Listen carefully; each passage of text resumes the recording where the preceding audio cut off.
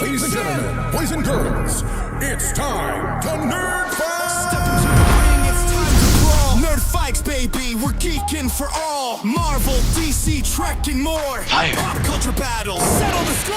Nerd fights, let's get loud. Nerd fights, yeah, for the geeky crowd. Nerd fights, hey, it's time to throw down. Bring your fandom, it's the hottest showdown. Who's got the takes? Who's got the heat? Mr. Know-It-All and Salty can't be beat. That means only one thing. It's time to fight.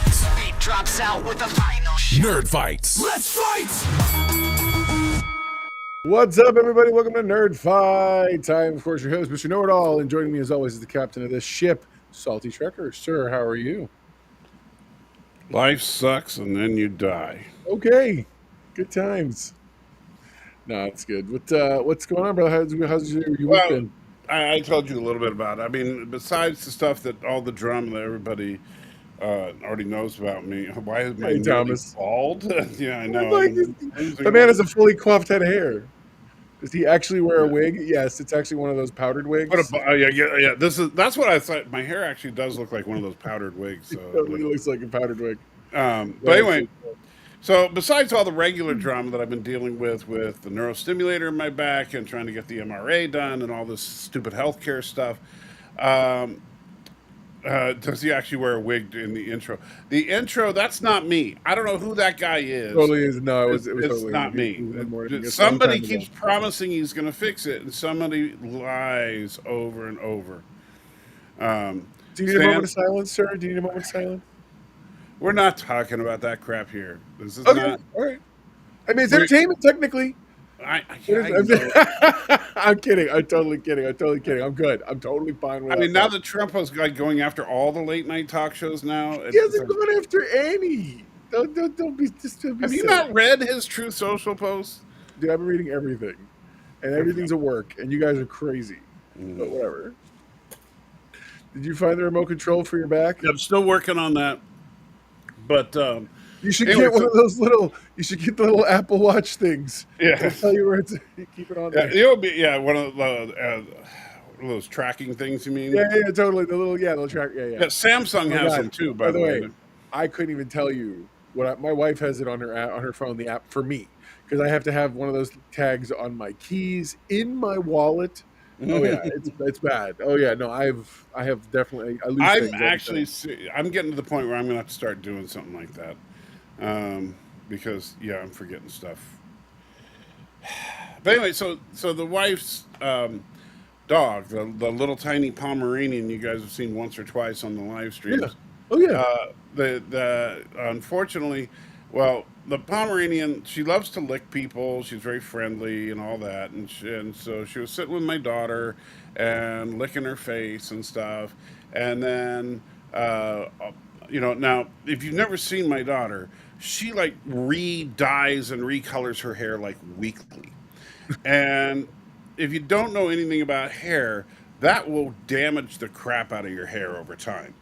So, Trek reviewer, you guys have it easy. No Strange New Worlds to talk about. But we have to talk about Strange New Worlds because we're also going to talk about some other stuff. We're going to talk about Scouts again. Yes. Oh, trust me, I'm ready for the Scouts discussion. Yes. That's great. So anyway, so the dog's looking at my daughter's face.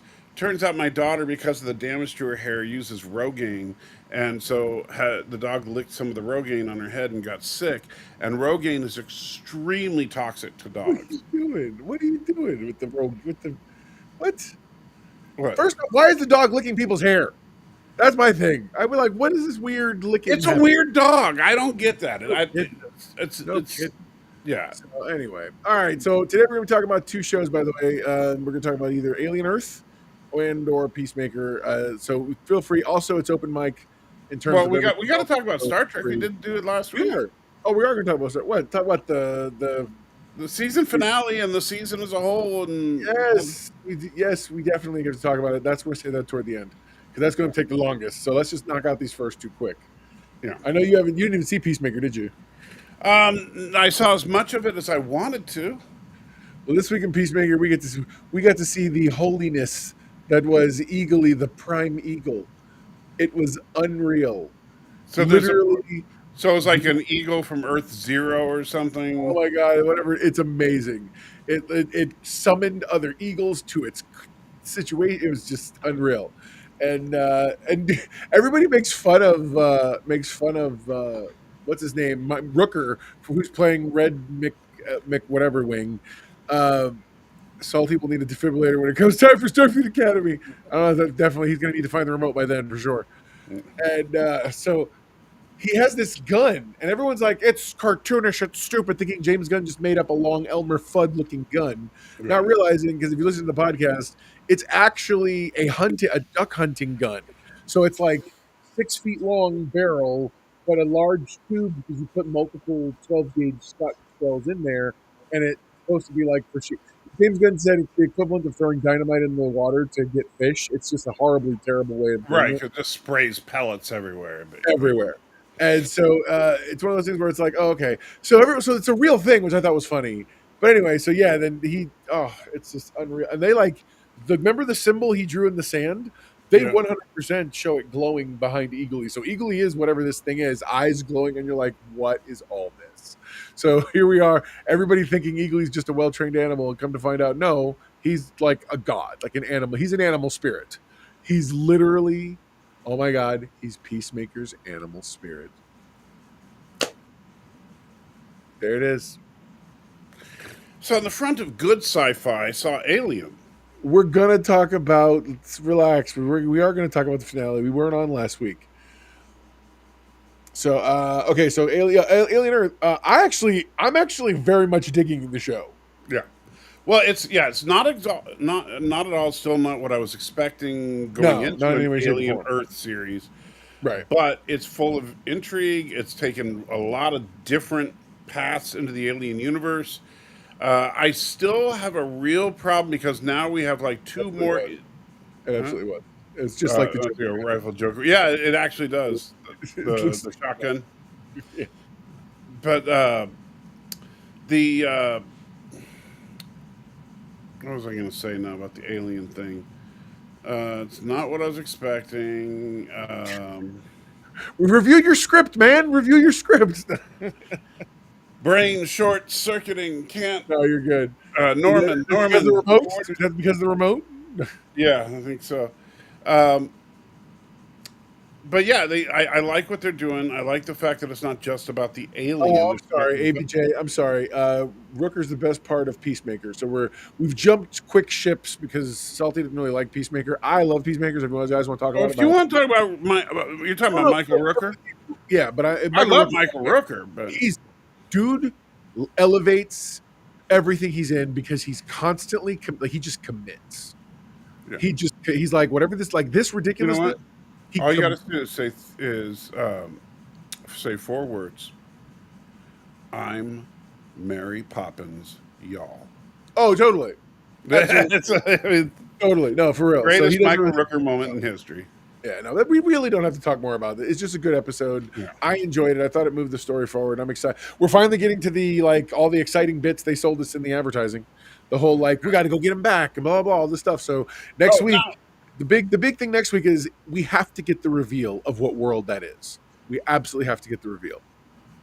Now I'm done. We can move on to anything else you want to talk about. Well, but going to Alien, my biggest issue with this episode was that we once again get trained specialist soldiers missing easy shots at the alien just for the sake of plot. And I like the idea that the alien was was kind of secretly besties with Wendy. I'm really intrigued by where they're going with that. Real quick pause. Hey Stan, if you count the kaiju from the Superman movie in the alternate universe as a big cameo, then yes, there was a big cameo. Go ahead. I'm sorry. You were saying? Yeah. I was saying I really like the relationship that they're developing between so much. Xenomorph and Wendy. Very. And the thing is, so my big thing is, and someone mentioned this in my comments for my review, are they saying that is Wendy communicating kind of like an animal whisperer, or is she talking to it in a language that she understands? Because there's a difference between being able to communicate like an idea, like come follow me, protect me, attack them, the concepts, and it's a whole other thing to be like, look, listen, I'm trying to tell you something, pay attention, look at me right here, okay, you know what I'm saying? It's a whole different series of and so I'm wondering, which one do you think it is? You know, I think that the aliens are imprinting on her that she's the queen. Or maybe somehow that's what she's, but how is she giving that off? Oh, So that's why I said they better stick the landing with this. what kind of bad is Kirsch? I need to know. What kind of bad is he? Man, he is a weird kind of bad, because Right? why was he helping them? And then, I mean, he was literally helping them to get the guy out of the base. But then, when evil black robot dude shows up, he's also wants to capture him, even though he was helping them help him accomplish his mission. You know, the timing was a little bit off, and the xenomorph decided to say howdy a little too early. Well, my whole thing is, but after that whole scenario, and she like you said, like it comes down to her level. And dude, I think that was the moment, by the way, that Hermit decided he was going to start having to do actions against her, because he looks at her and is like, "What is happening here?" Like she's communicating, because he knows what that thing is. He's seen it in its worst. You know, he saw it take out that whole room of Pompous people. Yes, Stan, you can trap the alien after it bursts out. We see that in this episode. So, I think that the xenomorph, because I know Phoenix looks like does not like the fact that this is happening. I don't have a problem with it as long as we're talking about androids that can communicate in ways that a normal human can't. The Disney princessification of xenomorphs is happening. Yeah.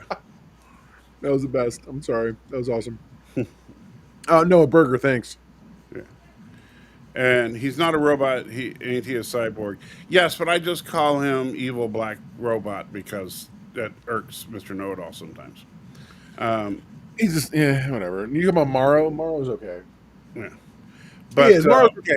Part of the thing is, I feel like they've neutered that whole character's because I'm sorry, you're trying to tell me that this guy's position, his plan, after all the dedication he's shown, is that a robot with a synth with the mind of a child will listen to him enough to follow very complicated instructions.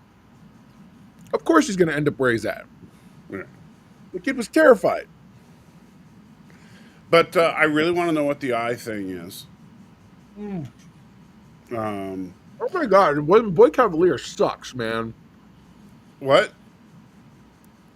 Kid genius. Yeah. He sucks. He's all like, ooh, I know, right? The perfect person. Like, he's such an evil. I didn't realize, like, he made such a hard turn to evil genius. Well, I think he was always evil. It's just I agree, but yeah. He just went full on, like, mustache twirling mad scientist. Well, now he's just kind of showing it. I think at this point, it's like he's got xenomorphs running loose on his compound. You know, he's got nothing to lose. Stan, that's a great question, by the way. I don't know. I don't know. Yes, he goes, but he helped the kids escape just so he could recapture them, talking about Kirsch and all that. Yeah. That makes sense to me. To help lure in the enemy team. That's what I'm saying. I'm saying, what kind of bad is this guy? Because on its face, he let the kids get out, knowing full well dude was done. But I think he did it so they could have another one of these things. And I'm like, what is like? Are you guys serious right now? Yeah, it's unreal. And but yeah, he's an interesting character. I think I'm really just digging the series as a whole.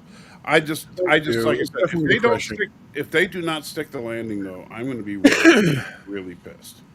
Yeah, because my case says the genius part is questionable.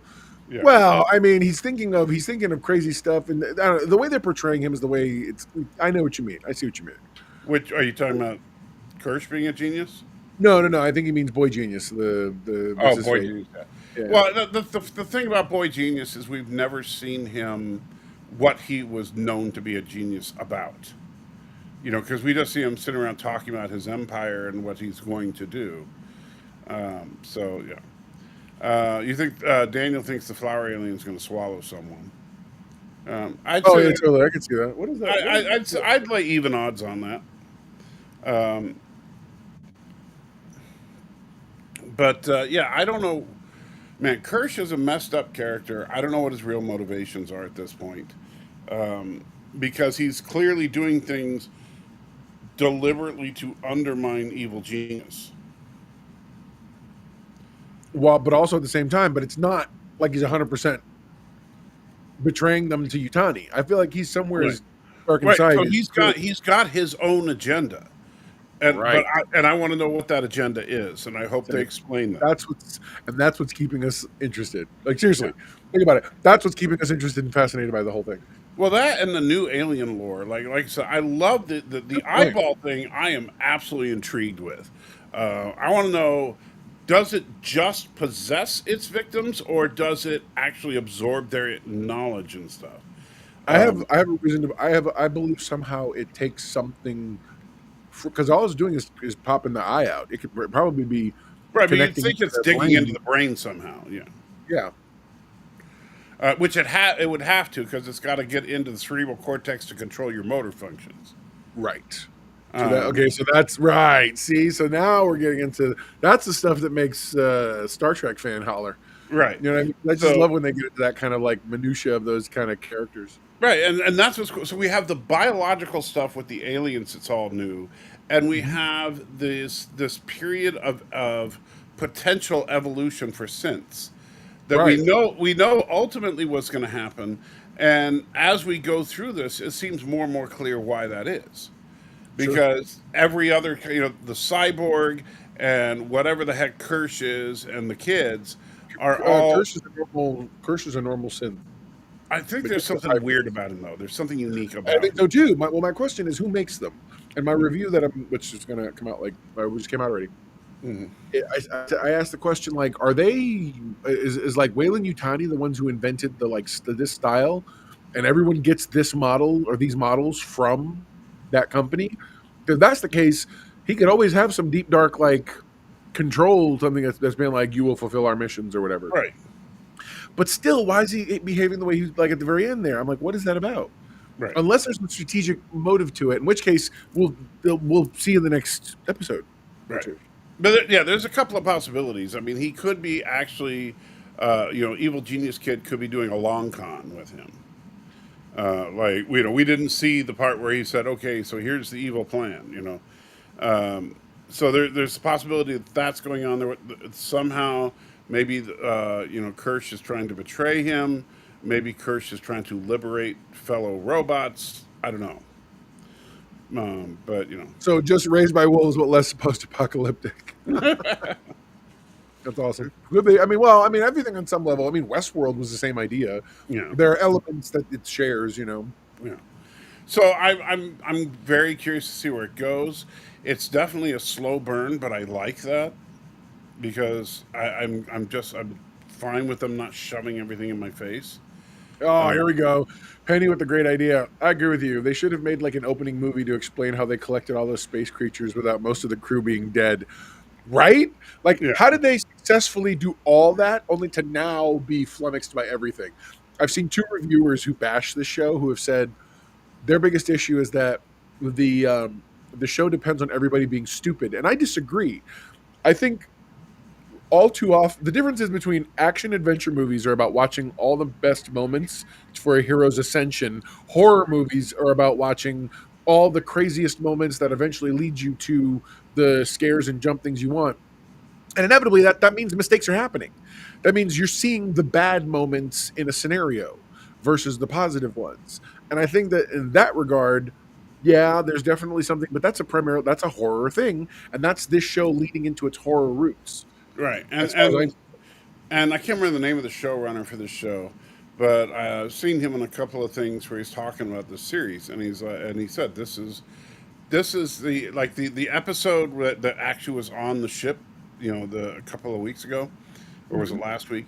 Um, no, it was 2 weeks ago. Anyway, that episode, he's like, this is the Alien movie that I wanted to make, and I'm just putting it in this series, so so he likes the fact that in this Alien story, the alien wins. That's awesome.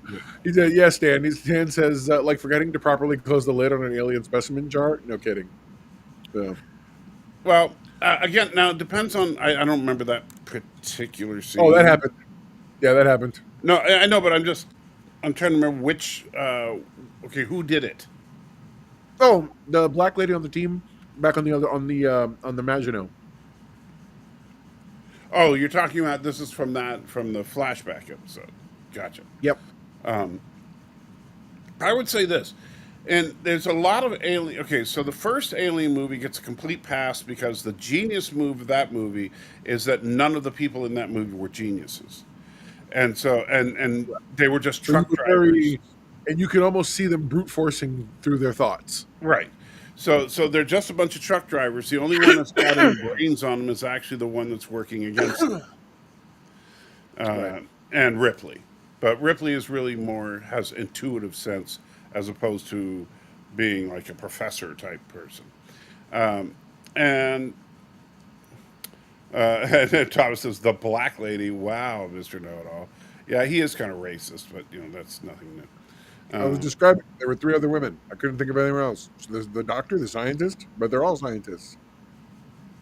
Choose your descriptor at your own leisure.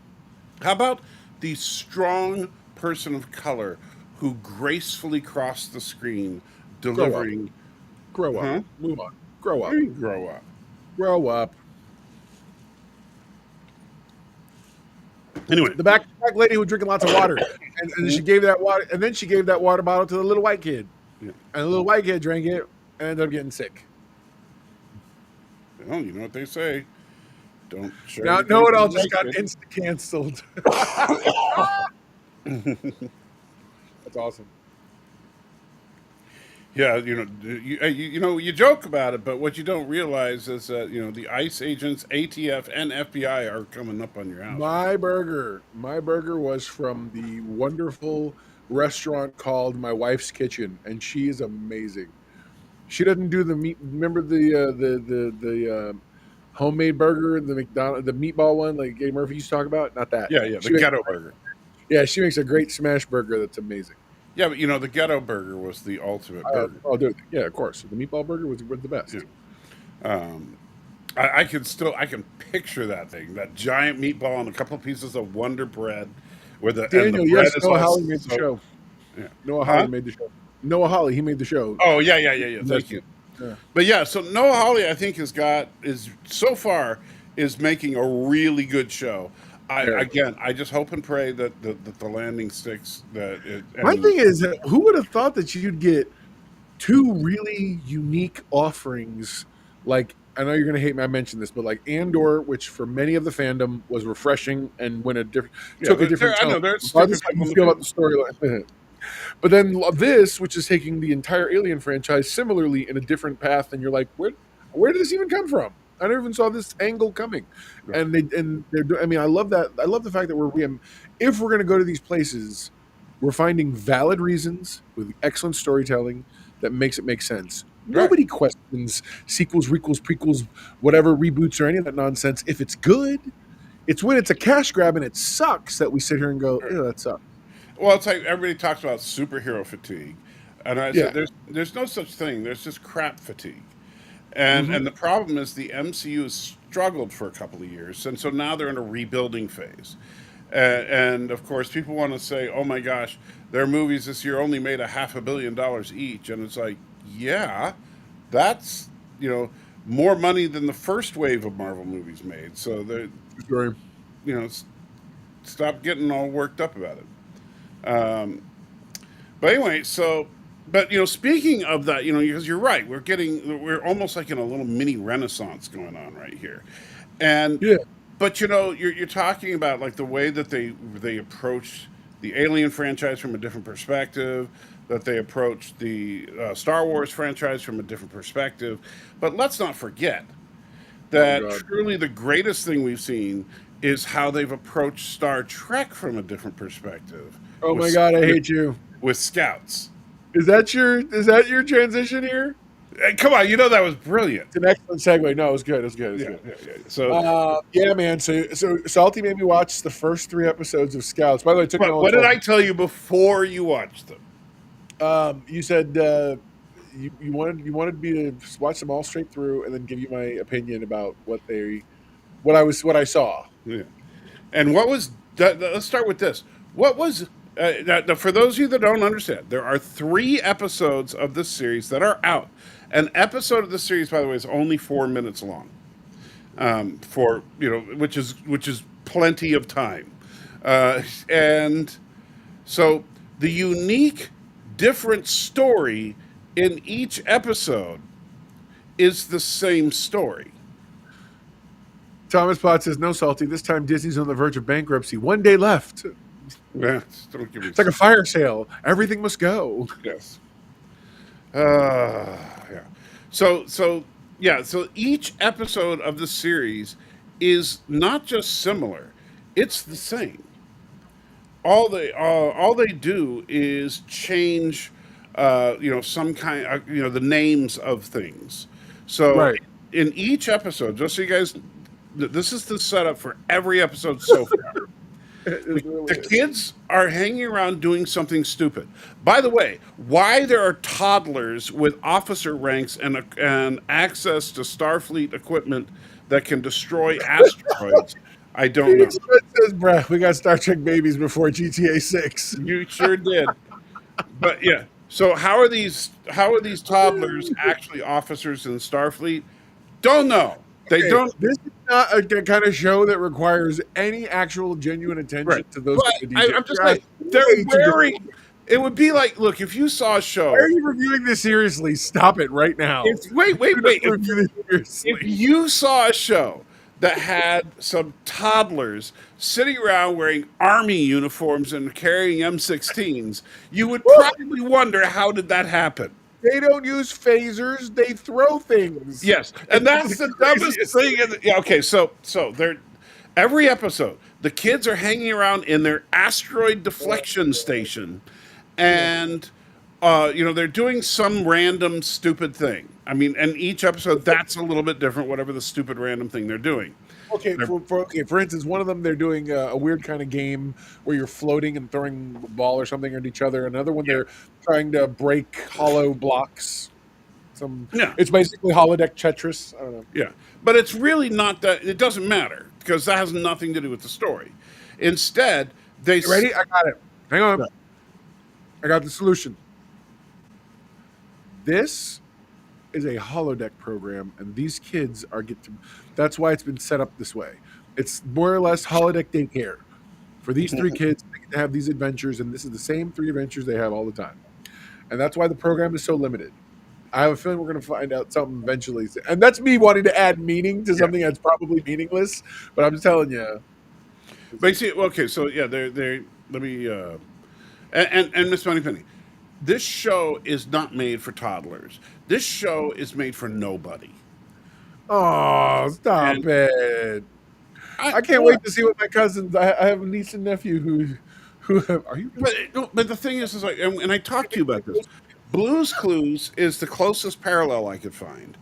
Is that, what about the ones we talked about, the Spider-Man one, Adventures, or I've never watched any of those shows, so I don't know I don't know if they literally do the same story every time. I assume they don't. But in Blue's Clues, they did actually, the basic story is the same in each episode. They need to either find something or do something, and Blue knows what it is. And in order to the same way, in order to communicate that, we'll play Blue's Clues.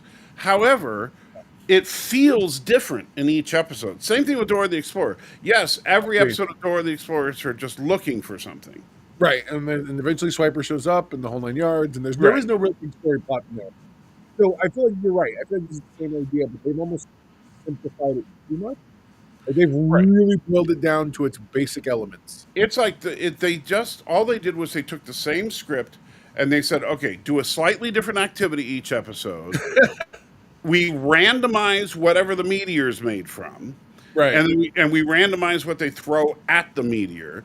And okay, I feel like literally whoever put this together is not even realizing they've really created this lowest common denominator scenario. And Yeah, I'm feeling those poor animators were sitting there like, we don't want to get canceled like Prodigy. Like, let's just make the cheapest thing we can make yeah. and just move on and make everybody happy. It's like, really? I say that because it's Nickelodeon. You're Yeah. like, I don't know. And I would love to see Moopsy show up and like kill them all. That would be hilarious. That's too funny. Or eat whatever the thing is. Oh, the Targ guy. I will say that they did a really good. That's like that's the only real big callback they do to stuff like lore related. Oh, Is yeah, well, and not the fact that they wear shirts with little Delta shields on them. Other than that, there's nothing, and they do some sound effects that you hear, and a Yep, they couple do. and little musical cues. But Right. for the most part, this show could be titled anything if you just change their costumes. You know, It's true. you could just call it, Space Babies, and it wouldn't make any difference. And Still better than the very short no, track. I absolutely disagree with you, Mike. I absolutely disagree with you. I'm not saying the short tracks were all genius, because some of them were good, some of them were bad. If you have a sense of humor, because when Kirk and everybody is completely incompetent and the Enterprise gets blows up, that was funny. It was just, I'm sorry, it was funny. But Phoenix has a question here: how is it supposed to get toddlers interested in Star Trek when they get older? You know, that's the thing. I won't. so the prevailing theory that I've read on several different threads in the internet is the idea is exactly that. Actually, the idea is as kids they'll see this imagery and then they will shift to maybe one of the animated series that have existed, and then eventually have enough interest to want to watch something like maybe Next Gen or something or other, and then eventually get into the other shows and movies and everything that's available. Like that's the idea. I don't know how you do that though, because I don't know many people who've latched on to anything from their childhood, with the exception of the return of the guy from the original Blue's Clues. His YouTube channel is literally based on nostalgia bait of him, Right. and doing a wonderful job, by the way. Now, I do think Trek Reviewer had a great question a few minutes ago, and that's this. Oh, jeez. First off, I don't even know what for. I know the original animated There's the series. animated series. What else? There's the animated series, Lower Decks, Prodigy, and this. Okay, Prodigy is kind of okay. Then this and this. Okay, right. All right, fair enough. Oh, then I would for me. I got it easy. That's I say Lower Decks, Prodigy, the original animated series, and ending with Scouts. yeah. So obviously he's an idiot, but that's okay. We'll let him slide. So number one, the animated series. Number That's two, nostalgia. We're talking quality. Move on. number two. Well, no, I'm just saying which are better. I'm not thinking. He didn't say which one has the finest, crispest animation. I mean, if you were going to say Well, something, then that's how I judge versus how you judge. I'm judging based on overall content. He's like, this had original characters, and I'm like, so did Prodigy. No. So I would say Lower Decks, or I'm sorry, the animated series, Lower Decks, Prodigy, and then whatever this is. I mean, when everybody was complaining, oh, this isn't Star Trek. No, this isn't Star Trek. Yeah, absolutely. Because for me, that wasn't the original series was a far like thing I barely knew or understood at the time, and I've never really gotten into it. And, those and are it looks like Phoenix Gundam and I agree 100%. Except that, oh no, and I'm sorry, 90%, because he put TOS. Yeah, he's just switching the first two, which I understand. Those two shows are way beyond the kiddie shows. All I know is Prodigy was not a kiddie show. Prodigy was excellent, and it really connected up to Star Trek lore very well. So I'm just saying, and it had even more all kinds of guest characters that they were able to. You know what? But that's the thing. So here's how the race goes: is that you have Lower Decks and the animated series neck and neck, right? If you're doing a horse race, and it's like one time around the track. So when they're crossing the finish line, Prodigy is at the halfway point, so it's not even close, right? So Prodigy. Wait. I had a better story than the animated series. But the only thing the animated series was going for it was that it was written by some of the same people and it had the voice actors. The animation sucked, And at the end of the day, Some of the stories were really deep cut stories written by real authors. They were like they were super, like they were going straight up sci-fi, because that was not a kid show. That's one of the reasons why when I watched it, it was super dry for me as a kid. I was like, whatever. Honestly, the truth is, this is the first truly kids Star Trek that there's ever been.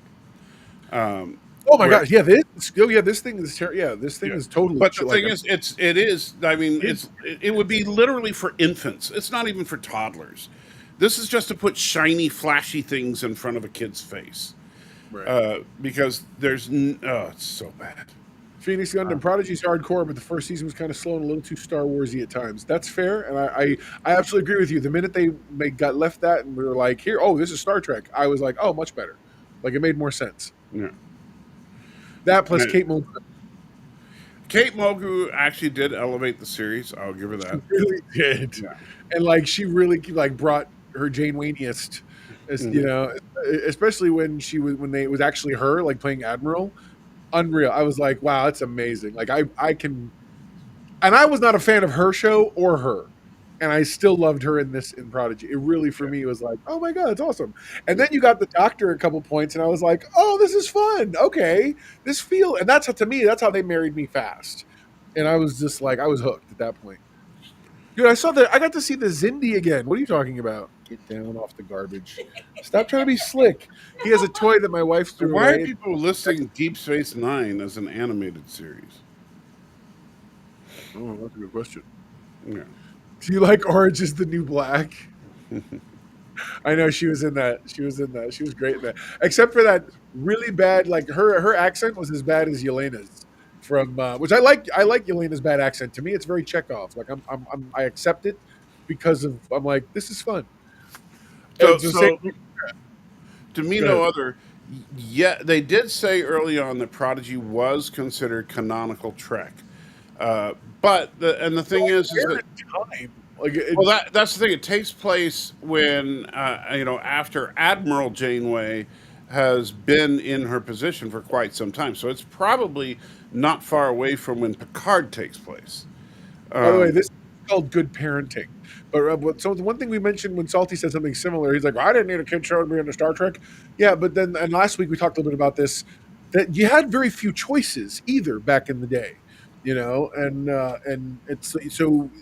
I mean, it's hard to say because that again, you're just good parenting. But same thing with my father and his mother. His mother sat him down watching Star Trek when he was a young kid, so he's into it. So if that's what you do, if you raise them up right, all I'm saying, Gene Roddenberry will make sure they don't veer away. Right, and I'll tell you, watching the original animated series, where you watch the crew investigating like these bizarre high concept ideas that we have on this show. I compare that to a group of kids deciding which of these 4 items would be best to decimate a meatball. Oh yeah, no, this is definitely the dumbest of the dumb. I'm not saying it's not. This is so dumb, it's ridiculous. And Stanley, Star Trek Scouts it's coming to Nick Jr., but the first 3 episodes have premiered on YouTube, and they did say that all the episodes would be on the YouTube channel. We can actually pinpoint where. I'm sorry, Me No Other asked Prodigy is then right before Supernova. So I think it's actually we can pinpoint it based on one event at the very end of Prodigy. Apparently the android uprising on Mars happens. Okay, so then it is definitely Picard says that took place. That's I would year say that it's post Romulus or post Supernova. Right. So whenever the android uprising happens in Picard, they'll give you a year for it. That's the year Prodigy takes place in. So Prodigy is the closest thing we got to a good modern Star Trek show in the next gen era. Yeah, I guess I'll go with that. Okay, you know what? Because of the tie-in comic, I'm going to tell you yes. The Kelvin movie should be watched after Prodigy. It's Spock's whole story and whatnot, because they come up with a ship. Actually, it should be before that, because it's a result because the explosion happens early. So if the thing happens, if that other event happened, I'm getting confused. But you see what I'm saying? This is like Salty talking about. I would say that the Kelvin movie should be watched never. No. I know. No. But let's play the canon game. Right. Let's give everything its due and say it is what it is. Then, based on the comic book tie-in, they were Spock and them were just like he talks about. They were planning this thing. It failed. The supernova happened early. He got in the ship. He went back in time. Now we get Right. we get the Kelvin burst. So that happens. That happens before Prodigy. Correct. Which actually would lend itself to dual timeline concepts because it didn't change the universe. They continued on their path to eventually become that. So there are at least, and that's the thing. Until they now we got real sweaty. We're talking timelines. Let's go. Yeah. Oh yeah, that's Thomas's favorite topic. This gets good. Yeah, let's talk about that triple timeline. So I mean, because if you look at it, we know of several timelines that are canonical that we know exist. So one of which, of course, is the one where the Federation never really forms, and they're at war with the Romulans, and the Romulans send agents back in time to try and mess up history. Alex, you're not wrong. I think that's actually very astute. He says maybe they're realizing that they're not creating new fans and overcompensating with kid shows. So I guarantee you, there's been a meeting where a bunch of idiot execs who don't know how to actually understand information sit here and go, "I don't know what's going on. We're losing all fans. What could that possibly be about?" And Alex Kurtzman's like, "I don't know. I guess they're all misogynists and whatever else." And next thing you know, someone's like, "Well, what if we got the kids involved?" And they were like, "Sure, make a kids cartoon. That sounds good." So yeah, like they're just shotgunning anything, trying to make something stick. Section 31 was a part of that. This Starfleet Academy that they've in my opinion, committed to. I do not. We'll see how that lands. Is part of that. That's one of the. This is why we're not getting Legacy, and this is why we may very well not end up getting that Star Trek Year One nonsense. I think that this is. I think right now it's a good example of what went wrong with Marvel, is going on with Paramount right now on a smaller scale. I think you're absolutely right. Go ahead, tell it. Yeah, well, because they're just scattershotting all the content out there that they can, in order to try and garner their views. They're basically treating it like it's a YouTube channel, and that's not going to serve for any long-term growth. We just talked about this too. You're right, but a lot of us, we either had parents who raised us in it, or we had people who we had very little options because they got involved in the early days. And what else did you have to watch as a kid? Or you're like me and you're like Gen 1 Star Trek fan. That's what I'm saying. Like people are like we wanted something new and unique and storytelling wise. Not everybody's like. How did kids become fans of Knight Rider? They didn't have an animated cartoon. But they also had limited options. Today, every kid has TikTok, YouTube, everything else. And if you're not willing to go to their communication method or their place, all you're going to be stuck in is an echo chamber of all of us getting older going, "I remember the original Star Trek," and that's it. Hey, I do remember the original Star Trek. I know you do. So it's like, what do you do? Where do you go from here? I'm not saying it's right, by the way. I'm not saying I agree with it, but what are our options? Well, and the thing is, I think that I don't believe a President Archer show is the answer. No, I think Admiral Archer should be the answer more than President. But we need a good old-fashioned Star Trek show. They do. In today's font. Yes, they do. But they got to stop messing with it like they did this last season. Well, I would say, you know what? That's the segue. Let's talk about the season finale of Strange New Worlds. But I do want to. Well, let me adjust what Mino Other was saying about that. They're trying to wait out Kurtzman. Not exactly. I'll say this. Kurtzman. Yeah. Okay, first of all, it's not so much Kurtzman as Secret Hideout, but because it seems pretty clear that from what the little things that we've heard, that since they have a deadline to get things produced and all this other stuff, I think that the people at Skydance are like, yeah, we're going to get rid of Secret Hideout. That's just going to happen. Phoenix says, "Know it all. I lived through the '80s. Every show had a cartoon spinoff and didn't grow my end of any of them." Yeah. If anything, it made you stop watching. What are you talking about? I watched the cartoon Punky Brewster with their magic shoes and everything, because everybody had a magic creature back then. Oh yeah, I watched all that nonsense. I was always there for the cartoon spinoffs. But I think that Oh my God, me no either. I mean no other. I absolutely agree with this. In a year or two, Star Trek will be generated by fans on streaming sites. I Yeah. absolutely agree with this. I think that we're going to move towards. If someone's going to crack the code, and either A, we'll just get generated characters in that universe, and they'll license the likenesses of existing characters so that we can interact with those, or allow us to in our stories interact with them. But we'll get our own. We'll be able to put ourselves into our own things and see anything we want in any style we want. Oh, you want a classic Trek style? Cool, here. You want Strange New World style? Cool, here. I definitely see that coming. Yeah, but I don't want AI generated content. Everybody says it until they have it. So really, hold on. Shall I go back to look? Can we go to Salty Plus and take a look again at the last however many months? What? Yeah. Okay. No, I'm not saying AI is all bad. What I'm saying is I don't want because you notice like all the stupid silly songs I've done, I wrote them. Uh, Yeah. It's I true. don't go to ChatGPT and say But write me hold a on. silly song. But you did say here, arrange and perform this, That's and because that I was don't. AI. That's where that. Well, I know, but that kind of you know what. Oh my God, I Hulk Hogan did. Check reviewer. Hulk Hogan did. It was called Hulk Hogan's Rockin' Wrestling. yeah. I love that show. It played right after. Oh my God, what's the music? Don't Kid forget Video. Mr. Don't forget Mr. T. Man, that was a great show. Mr. T, bro. Oh my God, Mr. T. That's Don't do yes. I love drugs. so much. Oh my God, that's so much. Remember, That's kids, stay in school. that's awesome. So yeah, the Okay, so can we talk about the show now? Finally, sure.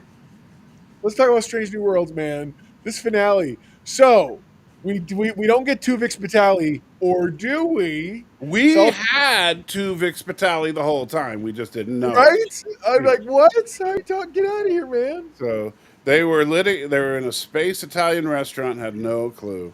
But not only that, they double two Vixed her because she was like at least four different species, and they did it subtly. She just didn't know it. So when her eyes went a weird color, I was like, "Oh my God, she's gonna turn into the Gorn!" And then then somebody reminded me later that Charlie, what's his face, also had the goofy eyes. So Yeah, it's probably just a connection to whatever.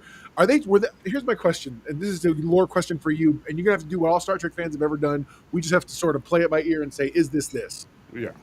Was that them saying that power, that Charlie whatever power, when you tapped into that level of like consciousness, this is what you're kind of like because she was mirroring that thing, or what? What do you think? I don't know because I don't think that she was that powerful. I mean, she was able to withstand She the was able to manipulate time for a short period and give him the yeah. memory of a lifetime lived with her. Okay, so I could say maybe she tapped into Robert, whatever the. Hmm? I was saying What? Robert.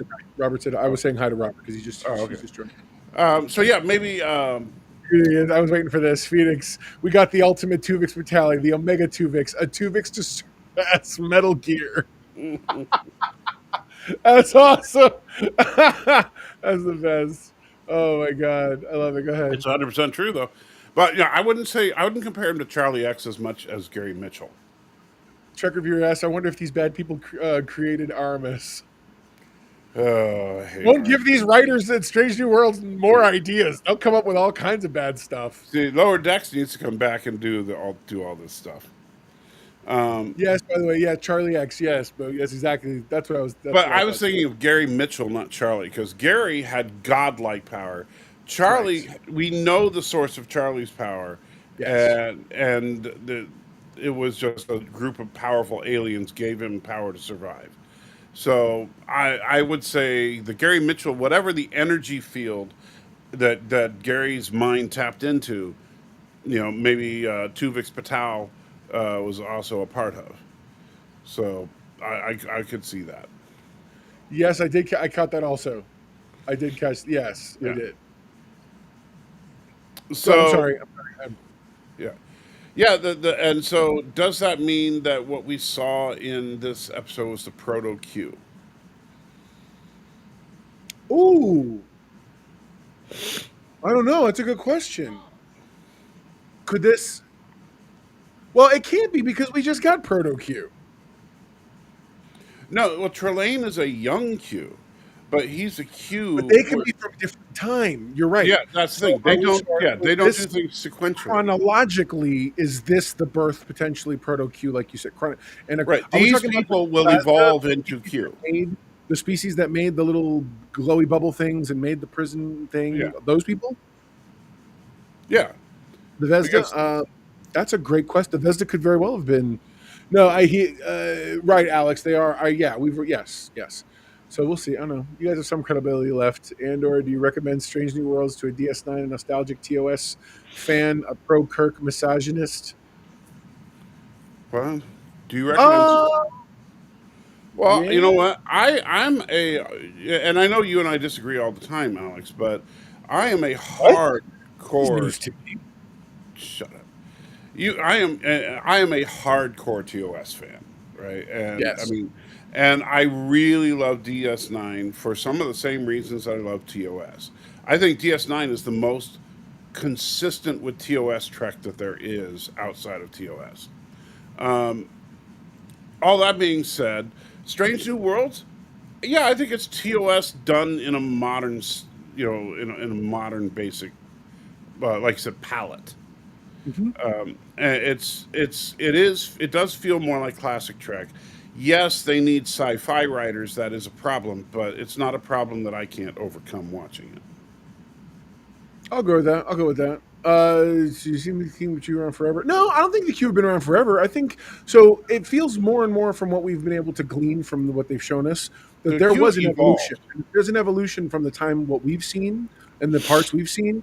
Then there has to have been something before that, which is less and less and less and less until eventually they were some form of being like us. And I would even go so far to say, okay, so then what do the Q evolve into? And is that where we got the Organians? Oh, interesting. You know, Pelia, the aliens Aravik that Pelia was talking about were not the people who created, not the Vesda. It was the other creatures, the evil creatures that they had captured, the and ones that came Alex with us from. put a Yeah. super chat in. I don't know in which to whom it went, but thank you to. Well, thank you, Alex.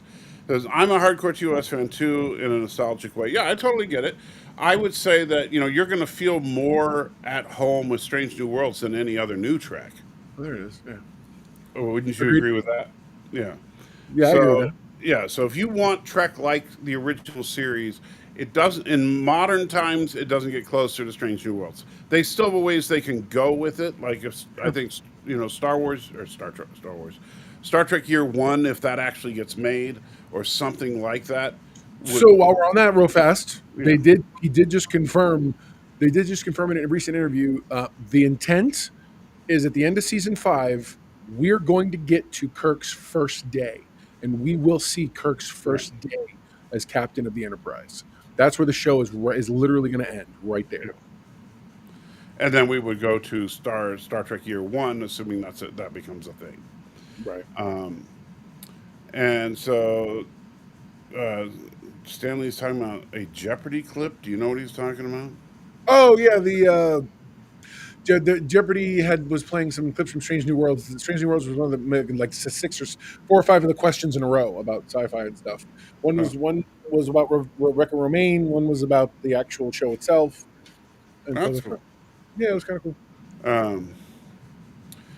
But yeah, I would say let's see. The main complaint from Computing Forever is the ensigns being disrespectful to Spock.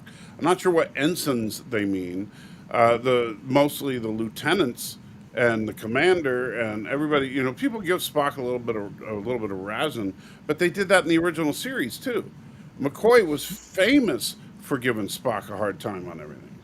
Stan's right, by the way. He goes. He said it was a question about Star Trek: Strange New World. None of the contestants had any idea the show existed. Yeah, that's true. Yeah, all that We're all quiet, like I don't know what you're talking about. Well, that's the thing. Really piss poor marketing on the part of Paramount, and the fact that it should be on it should be on the network. It should not be hiding behind a paywall. Aravik, yes, absolutely. Well, it's not. See, but the thing is, it's not even about paywalls anymore. This is just how. This is the new model. There's nowhere. The problem is, no one sees it if it goes to network. Most of the biggest shows are still broadcast shows. Yes, because historically they've been.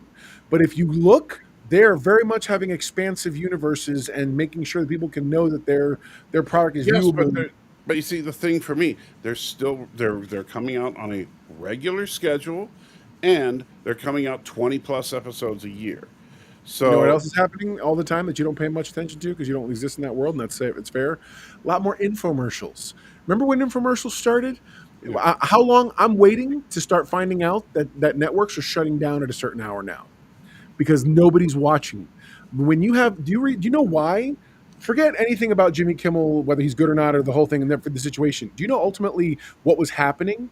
He went from having 1 million an average households to 124,000. That is not. I do not believe that is a result of him being a bad whatever. That's not about him. What I'm talking about is network television is nosediving. It is nosediving, and everyone's scrambling to try to figure out Right. how to handle that and how essentially where they have to shift to where the eyes are. That's really all they're going to do. They're shifting the model to whatever these streaming conglomerations But are becoming. but you know what? I still think Star Trek should. You can put it on Paramount Plus, but put it on the network as well. It should be. I mean, think about this. I They agree are. with You know, you on that. we are 3 seasons deep into the show, and they are strictly adhering to the 1 hour time format. Why? Because honestly, budgets were originally created in that style, and so it's easier to guesstimate or estimate out initially an hour long than it is to suddenly start going Yeah, bigger. but Because when you start going bigger, you get into a different class of budget. It's all about how the guilds have broken it down. Trust me, I know a lot about this particular topic. well, It's but aren't horrible. streaming shows on a different scale than?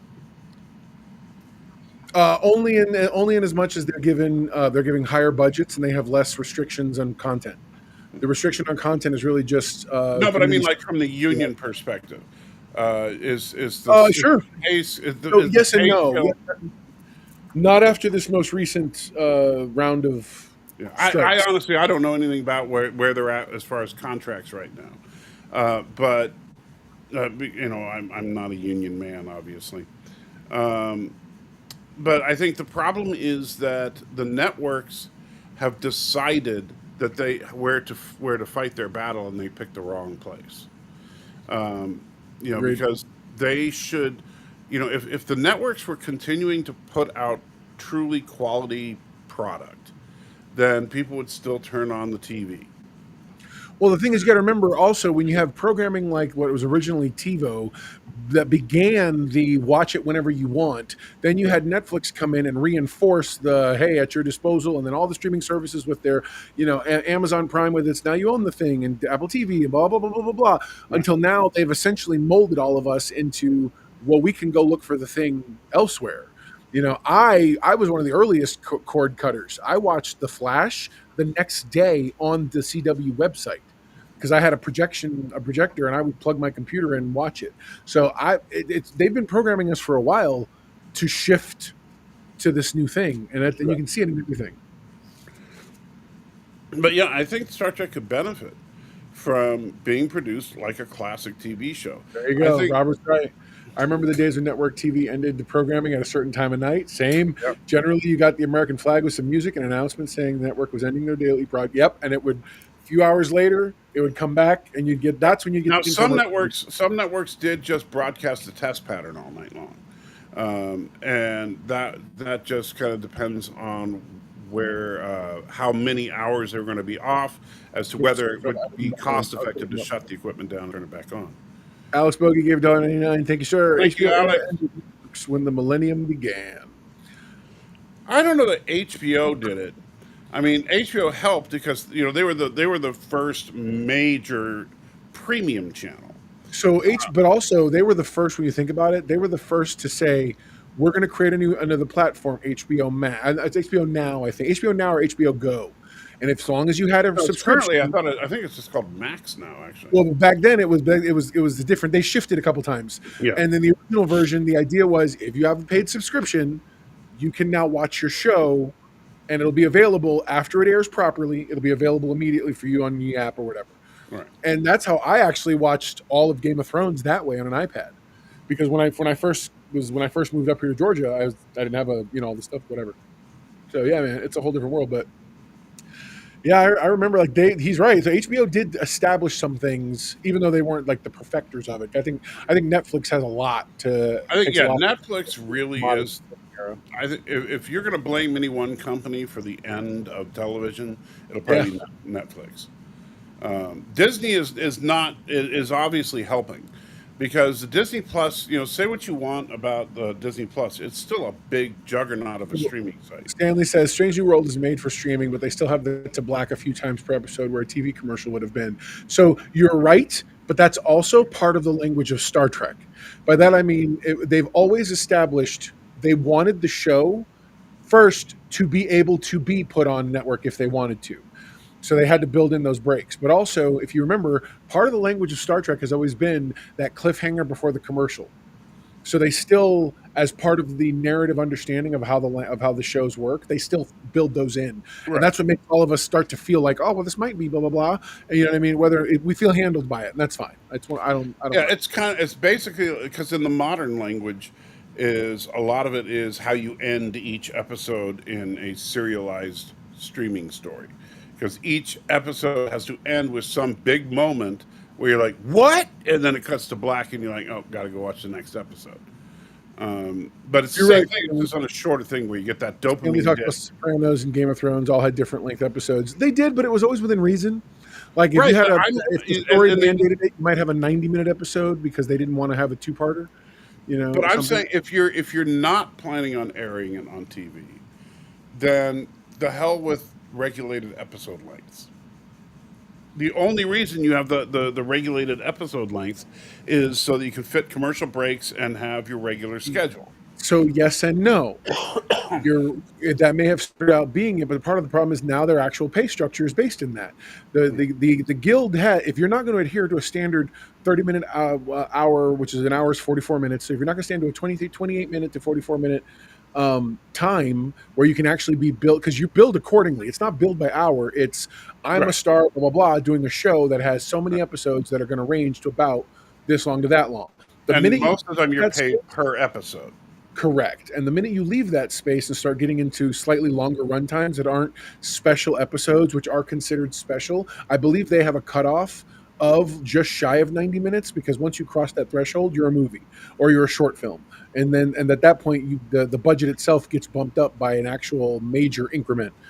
Boy, this is getting really, I apologize. We're getting in the weeds in some of the No, stuff. but I think it's interesting, but at the same time, I think it's very frustrating because the Screen Actors Guild trying to make sure that people get paid a reasonable amount, I'm all for. But the fact that we have to now argue about the minutia of whether or not it's a 30-minute show, a 60-minute show, or whatever, I say let the networks make an offer for a salary, and if the people can accept it or reject it. Phoenix says, back to the finale. So being a Tuvix gives you genetic memory to fight ultimate evil? Yes, it does. It absolutely does. If Janeway hadn't have murdered Tuvix would have told them the ultimate way home Right. because he had that information. Exactly. So These shows are more like miniseries, like the V series. Yeah. I So agree. we've definitely adopted that, like what used to be more of a European style of storytelling. In Britain and the BBC, they would do everything's a series. A full series is whatever it is, and then if you get a continuation, it's never expected for there to be a season 2. As in, like, the full story is comprised, and they usually have shorter episodes, or not shorter runs, but they always had a slightly higher production value for them. And so now we're, go ahead. and me no other. Yeah, V was great I love for that its series. format, but Star Trek shouldn't be in that format. I mean, it should not be a miniseries. Also, is there a Tuvix timeline, Stanley? Yes, in the Tuvix timeline, Janeway doesn't murder Tuvix, and Tuvix then not only shows him how to make an artificial wormhole to get home, but is then immediately elected as president of the Federation, and a new era of peace and prosperity throughout the galaxy then ensues. That's right. And yes, so that's the official Tuvix timeline. That's right. And that other timeline, eventually there's this order of monks that rises up because they learn the power of the control things with their mind. And it just becomes it crosses over into a whole nother thing. And don't forget, Doctor Who is now canon. Oh my god, the greatest ever! I love that so much. Did you Yes. know there's actually a freeze frame? Like it was actually they actually had the VFX people put it in the thing. No, they do. They put what in? The TARDIS is in a scene. There's this one scene with wreckage in it, Yeah. and they totally did it. Yeah, it's crazy. Alex Bogey gave $4.99. Since you mentioned Voyager, I remember the Jay Leno joke that the ship returned to Earth only to find out that everyone was watching reality shows. That's awesome. That's good stuff. He can't say that now. He'll get fired. It's right. No, Jay Leno's not even there anymore. What are you talking about? I know. Leno. You know what Jay Leno's doing right now? He's sitting in his shop with all his cars, looking at the news and going, Tuvixes can regenerate because they are the early precursor to Time Lords. No, well, Tuvix, notice that Tuvix looks an awful lot like the progenitors. Right, there you go. And so Tuvix is actually the first progenitor. Star Trek reviewer says, I'm surprised Secret Hideout has not tried Star Trek Happy Days or Laverne and Shirley yet. That would... You know, the stupid thing about this is that if they got a couple of people that know a little bit about storytelling and a lot about the Star Trek universe, they could do so much. Like if they hired us right now to just do, like I'll just just to be the showrunners. We'll break down the stories for them and then hand it to them to write. And then Alex, I will give you a platform for this, sir. Preach to the rafters. I agree. Go on. Well, so the Fran Drescher can still feel important. Kidding. Although she was good in Spinal Tap. But yeah. Spinal Tap 2. Yes. The double tap. But yeah, it's a sad state of affairs, really, because the Union has so much power. By the way, still, it's fun. Yeah, yeah. But the TARDIS is just an Easter egg. Yeah, well, technically true.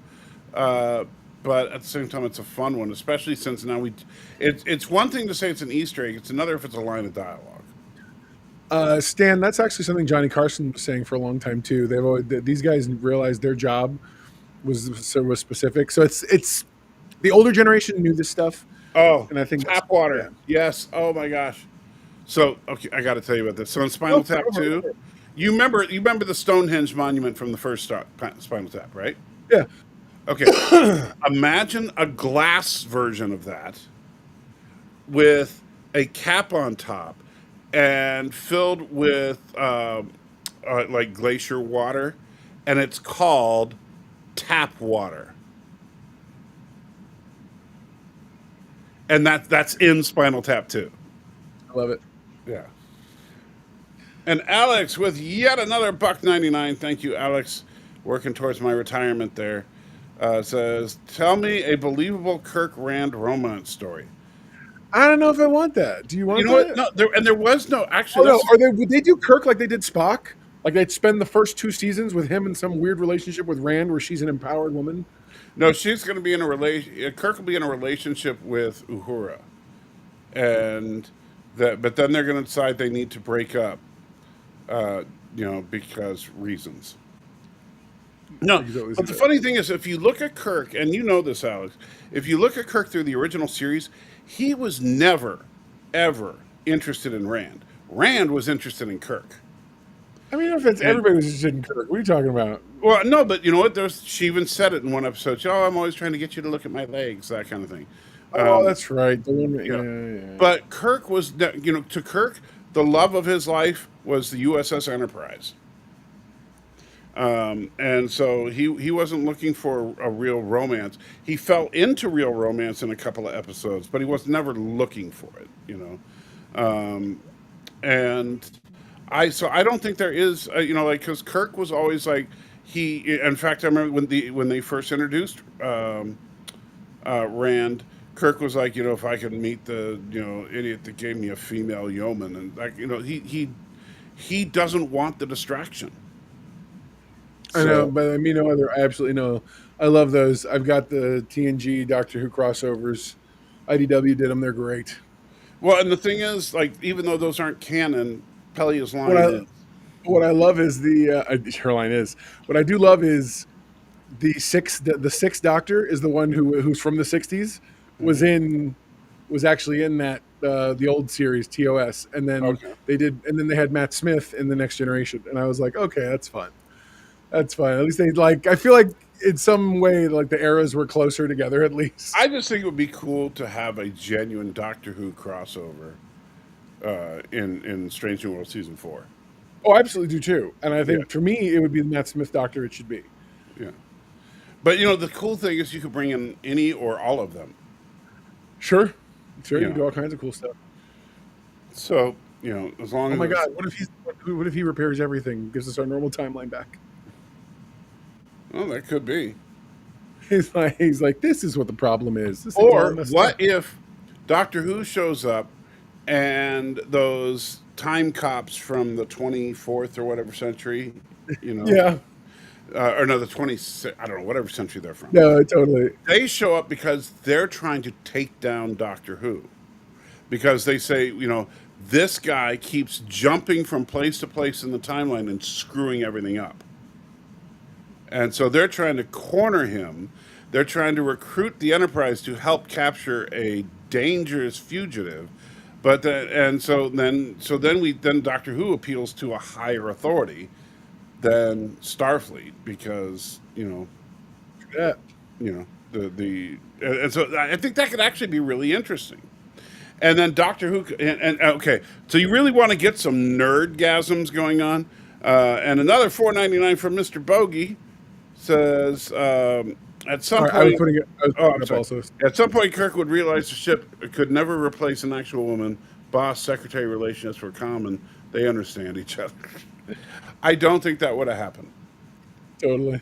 I think if Kirk had truly gotten lonely like that, I don't think that he would think it's appropriate for him to get it on with his direct subordinate. Like the funny thing is, like he flirted pretty heavily with Helen Noel, True. but she was not his direct subordinate. Phoenix points out both Star Trek and Doctor Who have had time wars in some distant future point. Yes. What if it's the same thing? Totally legit. You know.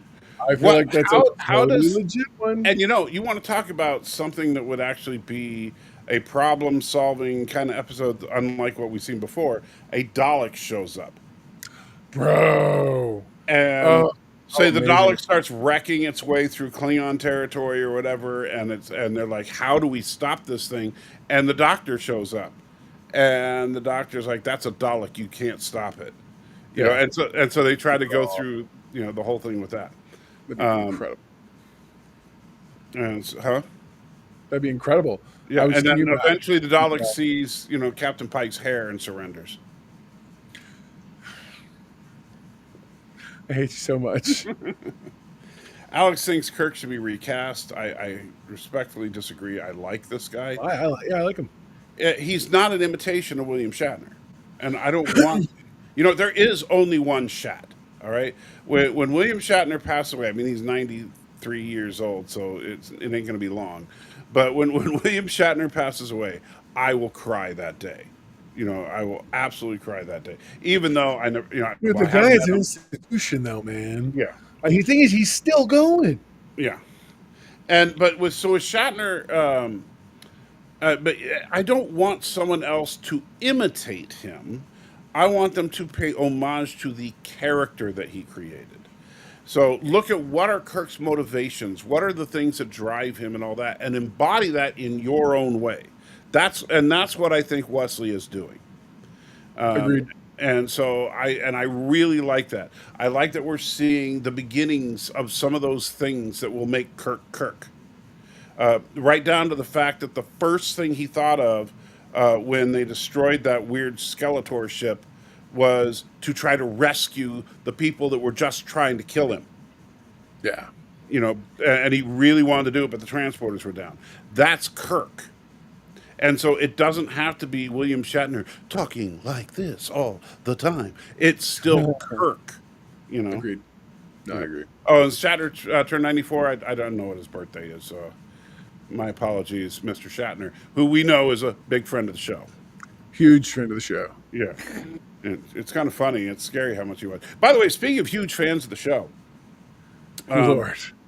I was, as you know, at the convention that you and I met at, I spent a good deal of time talking to Ethan Peck, and which I really, really enjoyed.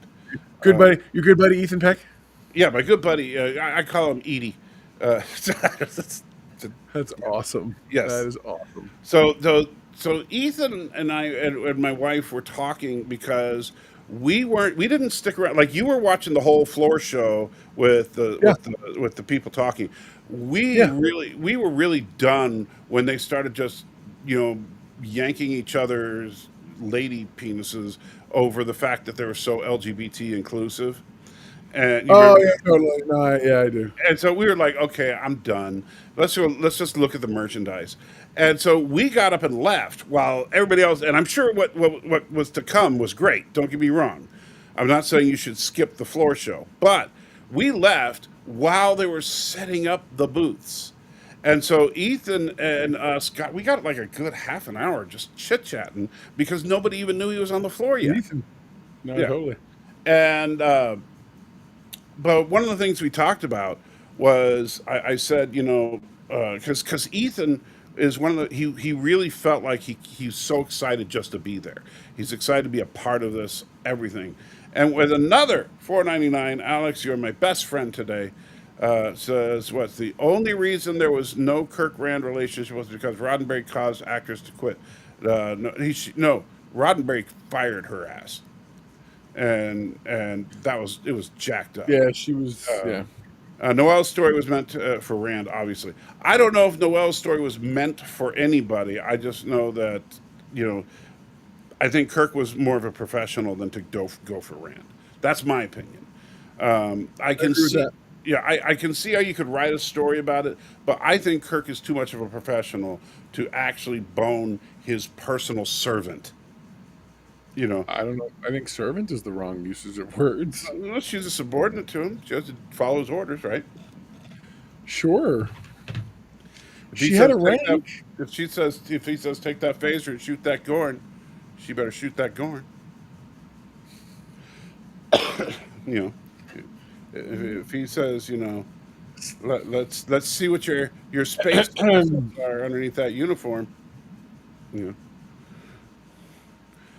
Yes. Shut up. I will say yes. And you just sat in the corner. You just sat in the corner. No. I was sitting. Because those of you that don't know, I have a little electric wheelchair that I use because I can't walk around very well, and so I made sure my chair was in between my wife and Ethan. That's right. That's right. They never got that close to each other. So no matter how much he tried, I'd be blocking him with the chair. No, for real. So talking to Ethan, I said, are you ready for what you've unleashed here? And he's like, what are you talking about? And I said, well, you really do feel like you're trying to embody the character of Spock. And if that sticks, this is going to be you from now until the day you die. You will be Spock. There is no backing out of that. And I said, and you know what? I hope that after Strange New Worlds is over, there's another series where you and Wesley and stuff get to continue doing the original series with you as Spock. And he says, you know what? I would really be down for that. That would be cool. And he says that, he really appreciates the way the fans have been, and he wants to do it as long as we'll let him. Now, that was our conversation. What was it, last year or the beginning of this year? Yeah, last year. Okay. So that was our conversation last year. A week ago, he has an interview with Variety or something, and in that interview, he was talking about how much he would love to continue to be Spock, and do the new show. That he wasn't saying things like that a year ago. That's all me. Thanks, Ethan. Ethan watches the show too, by the way. So thank you, Ethan. But I just want to take credit for if Good fans of the show. If Spock ever, Zachary Quinto, by the way, me no other.